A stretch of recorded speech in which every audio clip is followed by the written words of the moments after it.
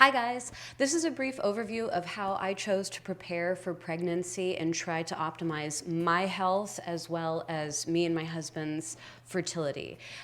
This is a topic that I feel like is not talked about often enough unless someone already finds out that they have a problem getting pregnant. But to me, I looked at creating a human being as one of the greatest responsibilities that I could ever take on.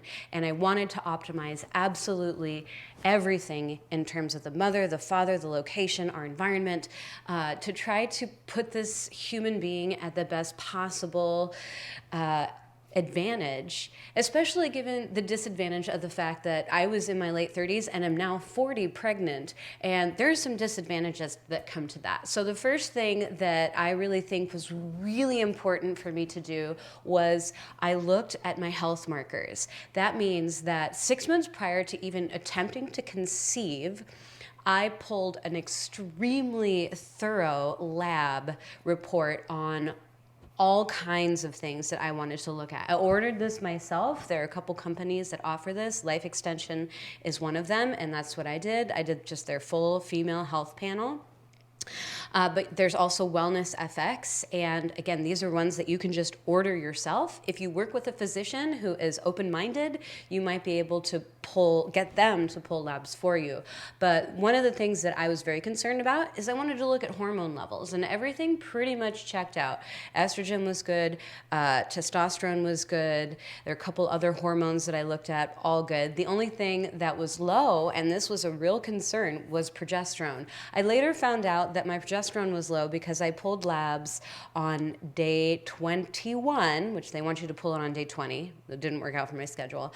And it turns out that I ovulated late. So my progesterone levels were low because I hadn't ovulated yet or was at the point of just about to ovulate. That ended up not being a problem, but I saw it as a concern, so it just was a little red flag for me. I wanted to check my omega-3 index, and I was at 9.5%, which is awesome. It is well above the Japanese average, which is kind of considered the standard of health. And one of the reasons that I wanted to make sure that my omega-3 index was fantastic was because it prevents a whole bunch of, it is associated with preventing things like cancer and heart disease. Omega-3 fatty acids are also known to be incredible for controlling inflammation, chronic inflammation, which is also probably why they're associated with lower chronic disease. Omega-3 fatty acids, EPA and DHA, are also absolutely essential for the growing fetus and baby health, brain health, as well as a host of other things. So in all the research that I did, I really wanted to make sure that that was high, and it was, and I was very happy to see that. I checked micronutrient levels, such as things like, of course, B vitamins, and everything checked out, except for my vitamin D is not as high as I would like it. So I just added a little bit more supplementation after I found that out. I'm always looking at my metabolic health, and so I regularly test my glucose levels, but of course in a full panel I looked at my fasting glucose and insulin. Those looked really good. My lipids, including cholesterol and triglycerides, and those looked really good, especially for my averages. I have a tendency to be a little high on LDL, and it was lower. It's been getting lower, and actually in my second trimester, now that I am almost 20 weeks, it's quite a bit lower. I'm gonna actually either attribute that to pregnancy, but also the diet that I followed prior to pregnancy and during pregnancy. I also just looked at general health, immunity, kidney, and I generally track things like my temperature, my body temperature, so I know where in my cycle I am. I think that cycle tracking is really important for general health, but of course, if you're planning on getting pregnant, I track my heart rate in terms of my resting heart rate, my workout heart rate, and my heart rate variability. My heart rate variability is honestly not where I would like it to be, and it hasn't been for years, but I'm working on it, and of course, not everything's gonna be perfect. And then, of course, like I said, I track my glucose levels, and I test myself after doing specific things like what happens if I eat ice cream, and I've been very pleased with where I am there. Supplementation, I started taking a prenatal about a year before thinking about even trying to conceive. I just wanted to make sure that things like my folate levels were up, and I'm not super great about my multivitamins. I might only take them a couple times a week. I'm very diligent on my diet, and so that's another part where I just don't feel like I need to overly supplement. And then, of course, omega-3 fatty acids and vitamin D and vitamin K2. So I take those together. I do a little bit of electrolyte supplementation that includes some magnesium. My supplementation, you might think that's a lot. I know a lot of people who do a lot more. So that's been just my general supplementation. And again, I just focused a little bit more prior to the idea of conception. A whole year beforehand, I got a lot more serious about my supplementation. And as well, a year beforehand, I started looking at how I would assemble a team for birth and pregnancy care and also postnatal care. So I started interviewing midwives and nurses and doctors. I looked for pelvic floor physical therapist specialists, which awesomely fell into my lap. I work with someone at a yoga studio who is a pelvic floor specialist, and I just went in yesterday for a little diagnostic and learned some really great things. I started learning about pelvic floor health again. I got a lot more serious about that about a year before thinking about becoming pregnant, because of how stressful that can be on someone's pelvic floor. And I wanted to know what I could do with my exercise and everything else to optimize my pelvic floor health. And I am really on the ball with that right now. And I'm doing a lot more education, especially in terms of like prenatal fitness and after birth fitness. So you all can look forward to that, because I'm really researching that deeply right now. And I'll be experimenting on myself first, of course. I have a massage therapist who is well educated on prenatal care, and as well I wanted to look at emergency coverage. So I did pick out my primary health care provider, and I have absolutely loved working with her. I picked her out before I got pregnant. In fact, she was the one who removed my IUD. As well, I just started educating myself a lot more a year beforehand, or even years beforehand, on fertility, general health, and there's some scientific researchers that I follow and I love, and I even support because I want to get their newsletters and their private Q&As, their books. Some of my friends have been encouraging me to get pregnant for a few years, so I have been receiving books. I have read them all. Definitely listened to lots of podcasts. I love to listen to podcasts while I'm doing my cardio, and a lot of that was on fertility, birth, labor, and then things like lactation and infant care. So I am reading about it all now, like pedal to the metal, but I was already researching that years before attempting to conceive. I am very serious about fitness. My husband isn't necessarily, but he does live an active lifestyle. However, we did both get gym memberships a little under a year before attempting to conceive, and we're going to the gym irregularly, but we were going. And as well, we live a very active lifestyle. We have a farm. We are outside a lot. We go hiking. And so our general health was really important to me. And about 3 to 4 months before attempting to conceive, we really went on a specific diet.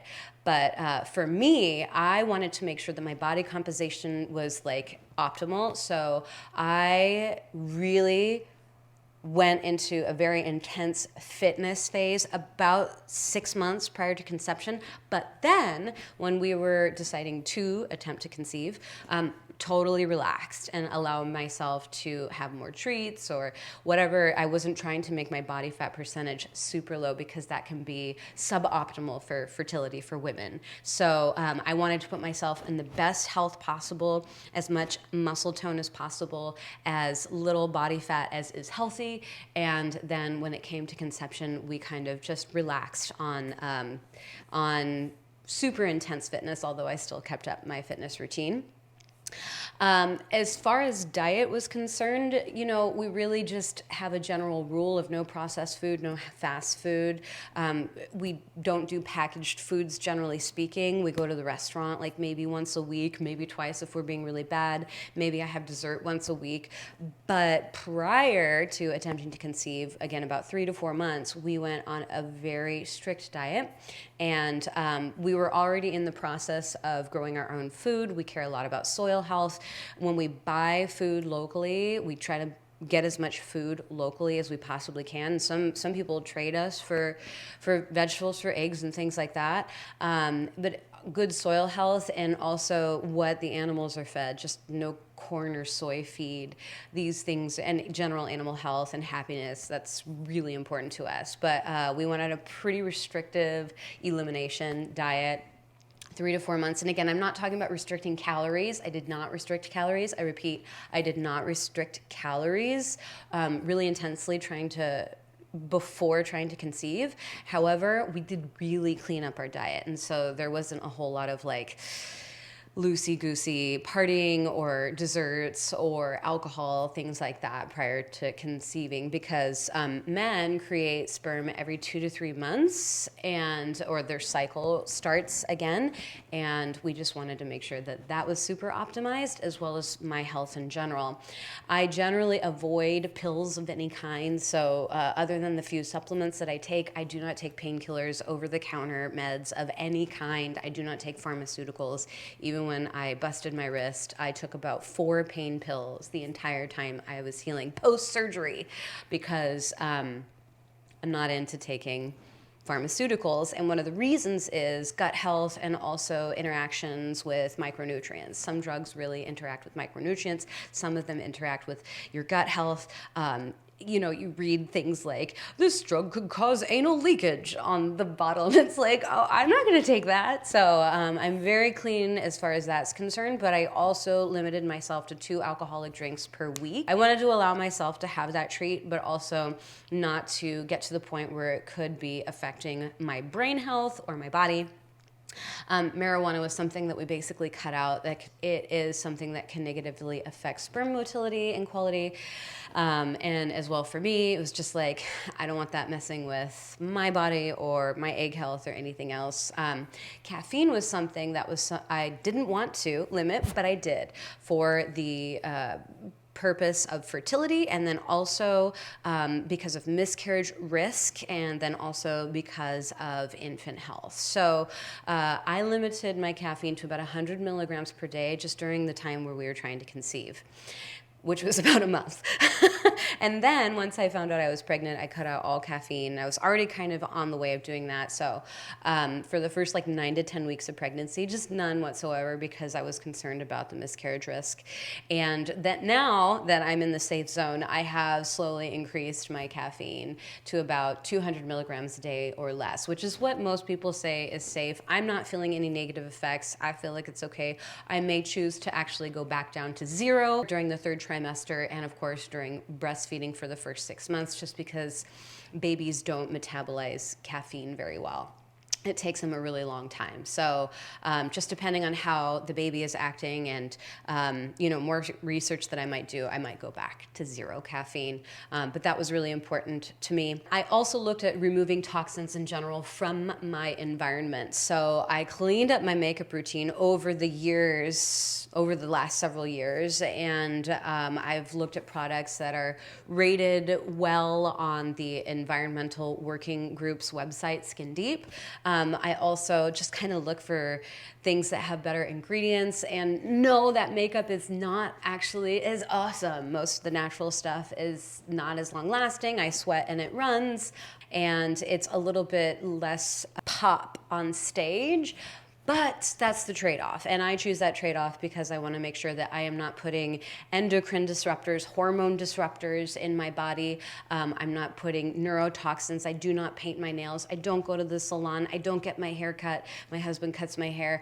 I don't like the smells in those places, and it just makes me feel like I'm exposing myself. And according to the research, one is exposing themselves to a lot of toxins. So we make our own skincare at home. Just with basic oils that you could eat, literally, things like almond oil, coconut oil, stuff like that. And as well, I looked at my household cleaners. So I, especially during like conception and early pregnancy, really cleaned up household cleaners. We were already in the process of doing that. We use natural stuff. We make our own cleaners a lot of the time, but things like laundry detergents, dish detergents, I just looked up various brands and I got the best thing that I can, try to reduce the harm as much as I can. But again, seriously, I do not want those endocrine disruptors or neurotoxins anywhere near my body, particularly when I'm growing another human. I'm very, very concerned about mental health and the health of my relationships. So I have been working on that my whole life. But one of the reasons that, I think that we were really wanting to be very, very solid in our relationship before becoming parents. So that was something that was on my radar, and we've done a lot of work for the last 20 years of our relationship. In addition to several years before considering even trying to conceive, we looked at our location, and we ended up doing a major relocation. We sold our house and moved to another state. We wanted to cultivate a specific lifestyle. We wanted to grow our own food. We wanted to live in nature. We wanted cleaner air. We wanted cleaner water. We have our own well.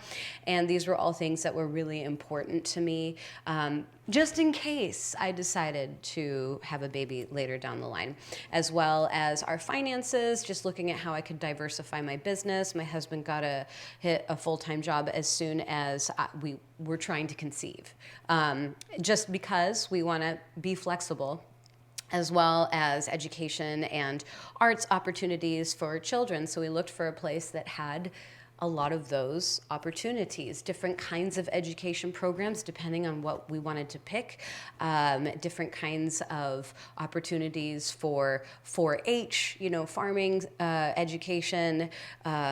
There's a music conservatory here for children, martial arts, dance, all of that was provided in the place that we chose, and we chose that because we just wanted to have all of those opportunities based on what we might want to use in the next few years. So I hope that that gives you some ideas, and to me this was really, really important as far as, again, feeling like I had a major responsibility to put someone at the best optimal chances of thriving as a human being. And I know not everyone can make these choices, or maybe you get pregnant unexpectedly, or so on and so forth. So this is very individual. This is not medical advice, of course, and this is not really advice for anyone in any way, just to give you some ideas of what I did. So I hope that that helps, and I'll be going into maybe a little deeper dive if you would like, so let me know if you would like some more information on, the diet or the labs or whatever.